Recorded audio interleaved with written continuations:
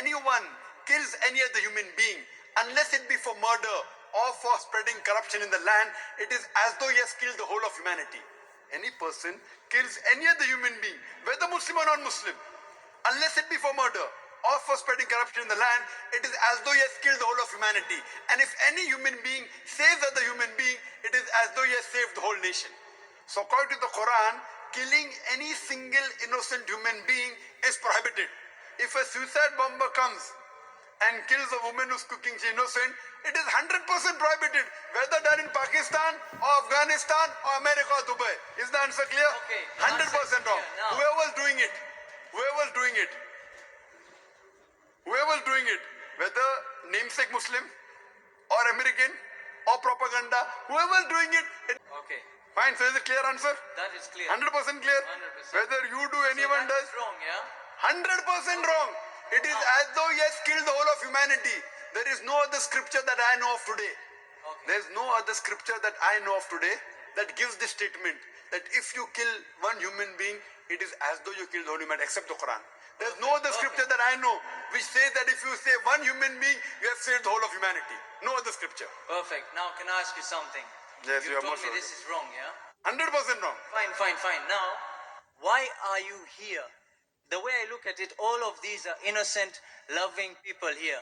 Why isn't this convention somewhere like Afghanistan and Pakistan trying to teach people that what they are doing is not Islam and is just some brainwashed chaos? And that they're going to go to hell and they're not going to go to heaven for killing innocent people, for the 911 attacks, for the London bombings. Innocent people died. If I don't like you and I kill you, it's more justified than if I don't like somebody, if I don't like Jews and I go and kill innocent Americans with families. Why don't you go and educate these people and have a better cause rather than converting 4 or 5 people here? Save MashaAllah. thousands of lives. Brother has asked a very good question. He is telling me, why don't I go to Pakistan, to Afghanistan and spread this message and prevent this? Brother, I go every day. Even now I'm going there. I'm on the satellite.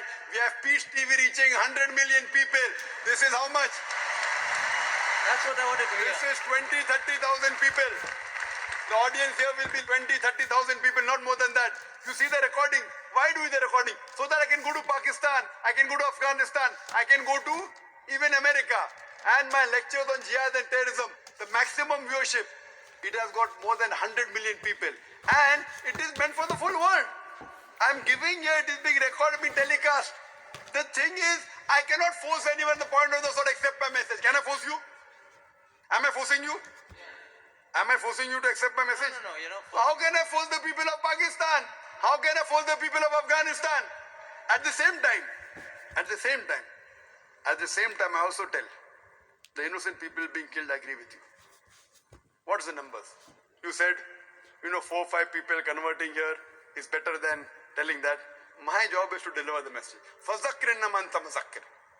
Mentioned in the Quran, Surah Ghashiyah, chapter 88, verse number 21-22. Our job is to deliver the message. We can't convert hearts. Allah told the Prophet, you are not the manager of affairs. It is Allah who gives the hidayah. I can talk. I cannot convert. It is Almighty God who converts. I can talk. Whether they understand or not in Pakistan, it is Almighty God. Coming to your basic question.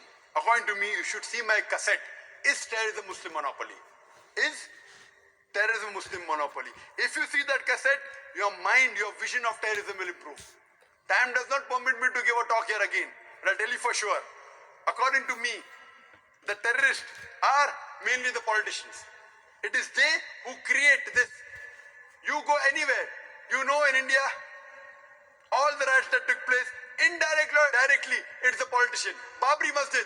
Why did Babri Masjid riot take place? Why? Because the politicians. Gujarat riot, politicians. What happened about 9/11? See my cassette. It was an inside job. According to 72 scientists of America, they say 9/11 cannot be done by 19 Arabs. It's impossible. It was inside job. 72 scientists of America, not Zakir Naik. Inside job. Who did it? George Bush. Okay, then Afghanistan. Wait, let me complete my answer. Afghanistan. Thousands of people being killed. They are sending cluster bombs. Cowards there. Thousands of people. You are talking about suicide bombs? That is haram. I am not condoning it, I'm condemning it. But the bigger thing to be condemned is the Americans sending their fighters in Afghanistan, killing thousands of people, in Iraq, killing thousands of people. Saddam Hussein. I am not a fan of Saddam Hussein. He has done mistakes. The people of Iraq, they were fed up of Saddam Hussein. But after America came there, they are more fed up of the American than Saddam Hussein. That does not justify, just because Saddam Hussein was bad, that does not justify America to come and take over Iraq. Why are they doing it? For the money, for the oil. What is the main interest? Is the oil. Who created Taliban? When Russia came, the Americans supported the Afghans, created Taliban. Now they want to take over, they're fighting back. Who is the creation? Americans. The biggest terrorists according to me in this history, George Bush. Now he's no longer there. George Bush Yeah, number I'm with one. you on that. Sorry? I'm with you on that. You're with me on that. So I'm also going to America. I'm even going to America live and on satellite, giving the message to Americans.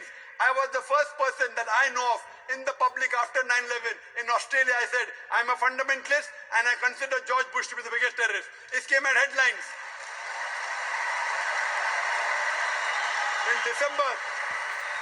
In December 2001, when I gave a talk in Australia, when the Consul General asked me that what do you consider, who's a terrorist, I said George Bush number one. It came as headline, Dr. Zakir Naik calls themselves a fundamentalist and considers George Bush to be terrorist number one. Now every Tom, Dick and Harry is calling him a terrorist. At that time, no one had the guts. What we realized, we are speaking the truth. Now whether George Bush, many people say, when I gave a talk in London on terrorism, very good talk, people enjoyed. A youngster comes and says, death to George Bush, death to George Bush. Full talk of mine gone. Our beloved Prophet Muhammad Sallallahu Alaihi Wasallam, they were two staunchest enemy of Islam. Both were called Umarain. The Prophet prayed to Allah that give hidayah to one of these two Umar, and Umar bin Khattab, may Allah be pleased with him, who was the second caliph of Islam. Allah gave hidayah, who was the staunchest enemy of Islam, became the staunchest supporter. Therefore I said, may Allah give hidayah to George Bush. I can speak. I cannot give hidayah. I can tell him what he's doing is wrong. I don't want to kill him. I want him to accept Islam. Killing is useless. What's the use of killing? Accepting is better. So that's the reason we are giving the message. Those whose hearts are opening, they're accepting. Inshallah, God will open your heart also one day. When God opens your heart one day, I cannot do it. I can give the message. I can't force you. Unless God gives you, unless you strive. If you strive, God will help you. If you don't strive, your heart will not be opened. Some people ask question only for questioning. अरे question पूछने का है. But the true gentleman, मर्द का बच्चा वो है.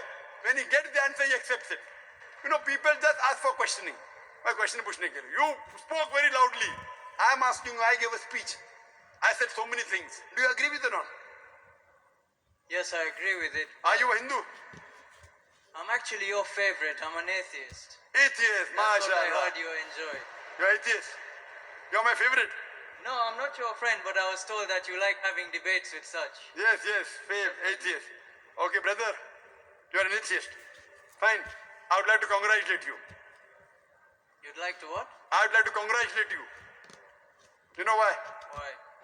The reason I congratulate you because all the others, all the human beings, they're blindly following. Father is a Christian, so son is a Christian. His parents are Hindu, he's a Hindu. Many of the Muslim parents are Muslims. You are thinking. I don't know their father was atheist. Father was atheist? No. Good. So you're thinking. These are the people, they worship this Almighty God who falls down and breaks. So you are thinking. And the reason I congratulate you is because you have said the first part of the Islamic Shahada, La ilaha, there is no God. You have already said half the kalma. But not the second part. They have said the full kalma. You are half Muslim now. Atheist means half kalma, La ilaha. Only thing I have to do is illallah but Allah, which I shall do inshallah.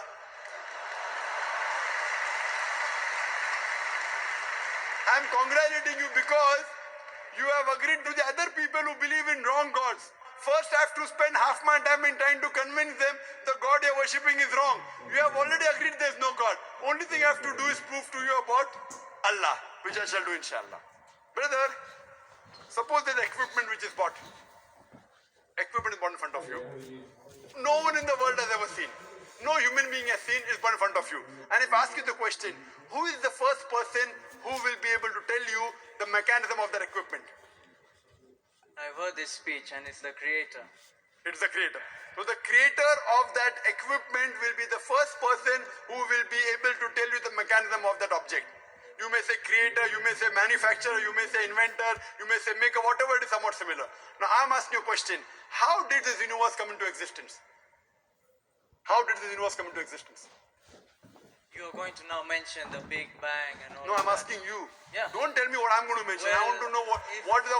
if you No, want- you are... I'm asking you according to your knowledge. No, the thing is, I've actually heard this speech before. I'm Fine. actually a good fan of yours. You know that. Mashallah, you're a good fan. Good fan, theoretical or practical? If you're a Theoretical practical and fan, practical. you will follow. If I'm wrong, you correct me. If I'm right, you join me. No, I only learnt about you about 2 weeks back, actually. Fine. So in 2 weeks, you became a great fan. Mashallah, I'm very happy about it. In 2 weeks, you learn about me.